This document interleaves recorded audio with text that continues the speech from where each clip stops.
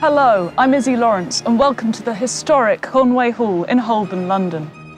Although built in 1929 at the height of the Art Deco movement in architecture, Conway Hall's history actually dates back to Valentine's Day in 1793, when a group of Baptists started their own society at a building in Parliament Court, Bishopsgate.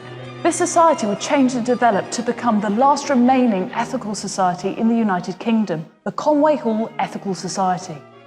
Inside the library of Conway Hall, there are many fascinating artefacts of English culture relating to free thought, humanism, and the battles waged for the principles of universal suffrage and freedom. This table is the writing desk of Richard Carlile, the tireless campaigner for freedom of the press, who was imprisoned for publishing Thomas Paine's Age of Reason, which set out to challenge institutionalised religion in the late 18th century. Above it, we have John Wildman's superb portrait of William Johnson Fox, who was minister for the Society between 1817 and 1853. During that time, Fox championed the disenfranchised and was an ardent speaker against Corn Laws, slavery, and the English ruling of Ireland. Fox also supported women's suffrage by campaigning in regard to education for all and for women's rights respecting infant custody, marriage, and divorce. Either side of Fox are the sisters Sarah and Eliza Flower, as well as influencing Fox in regard to women's suffrage and being respected as equals among his literary circle, which included Charles Dickens, John Stuart Mill, and Elizabeth Barrett Browning. The Flower sisters wrote the words and music to the last song played on the Titanic as she was sinking. Another man who stood up for what he believed in was George Jacob Holyoake, who frequently lectured at the Society. He also coined the term secularism and was the last person to be imprisoned for blasphemy in 1842.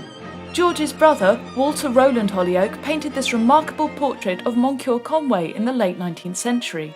Conway came to London in 1864 to eventually become the Society's minister the year after he helped his father's slaves escape to freedom in the United States. As well as knowing Robert Browning, Charles Dickens, George Eliot, Charles Darwin, among many more, Conway spoke in support of women's suffrage at Hackney Town Hall in 1871. During his tenure, the Society enjoyed lectures given by many key Victorians at the peak of culture and thought. For example, William Morris, Emma Goldman, Prince Kropotkin, and George Bernard Shaw all spoke at the Society. Continuing into the 20th century, the great and the good, such as Bertrand Russell, Sidney Webb, and the suffragettes, Marion Phillips and Marion Holmes, spoke to the Society. However, the big news in 1929 was the arrival of Conway Hall.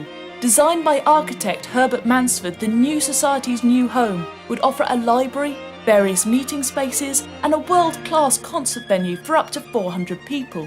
The concerts, by the way, are still going strong since the day they began in 1887. Today, Conway Hall continues to offer a vibrant range of cultural activities, from lectures to concerts to courses to debates to theatre to exhibitions, alongside its library and archives, as well as the wide range of activity that comes from its hirers using its spaces. So if you need an event space, please contact us.